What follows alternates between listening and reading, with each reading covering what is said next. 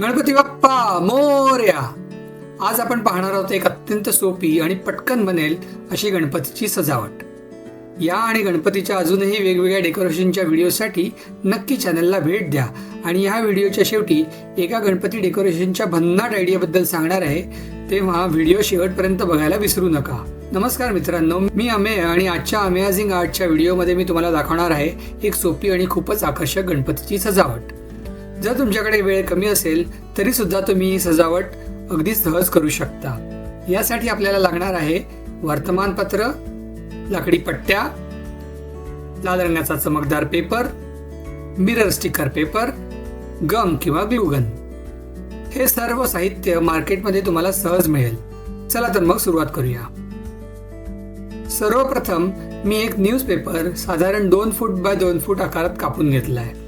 त्यावर आपल्याला 9-9 सेंटीमीटर अंतरावर मार्किंग करायचं आहे. हे मार्किंग पेपरच्या चारी बाजूने करून घेतलं आणि नंतर या लाईन्स जोडून घेतल्या.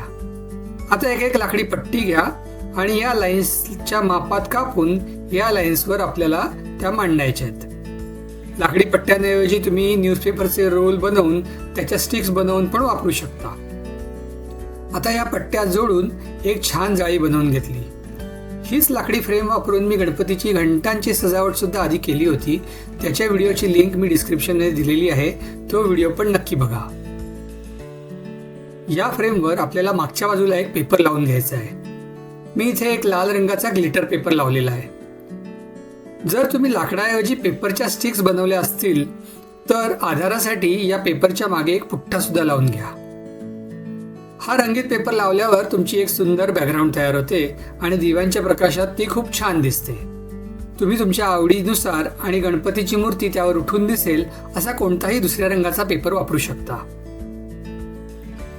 पुढच्या सजावटीसाठी मी मिरर स्टिकर पेपर वापरला आहे. हा पेपर तुम्हाला Amazon किंवा फ्लिपकार्टवर सहज मिळेल. हा एक स्टिकर पेपर असतो आणि या पेपरवर एक निळ्या रंगाची पातळ अशी फिल्म असते. सर्वप्रथम मी या मिरर पेपरचे छोटे छोटे चौरस तुकडे करून घेतले. हे साधारण 1 ते 1.5 सेंटीमीटरचे तुकडे तुम्ही करू शकता. आता हे चौरस पेपर्सचे तुकडे आपल्याला आपल्या फ्रेमवर अशा प्रकारे चिकटवायचे आहेत की आपल्या प्रत्येक लाकडी चौकटीत मध्यभागी ते बसतील. हे पेपर लावल्यावर त्यावरील निळी फिल्म काढून टाका आणि मग तुम्हाला आरशाप्रमाणे चमकणारे पेपर दिसतील. समोर लाईटच्या माळा लावल्यावर हे मिरर पेपर दिव्यांमध्ये छान चमकतात आणि खूपच आकर्षक दिसतात. आता आपली पूर्ण सजावट तयार झालेली आहे. ही सजावट तुम्ही चौरंगाच्या मागे नीट बसवून घ्या. आहे ना लखलखीत, सोपी आणि फार वेळ न घेणारी सजावट.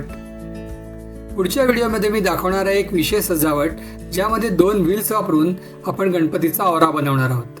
ही सजावट कशी करायची हे मी टप्प्याटप्प्याने शिकवणार आहे. त्यासाठी कृपया चॅनलला सबस्क्राईब करा आणि बेल आयकॉन नक्की दाबा. आपल्याला ही सजावट कशी वाटली ते कमेंटमध्ये नक्की सांगा. आणि अजून अशाच कल्पक आणि सोप्या सजावटींसाठी भेट देत राहा अमेझिंग आर्ट या चॅनलला.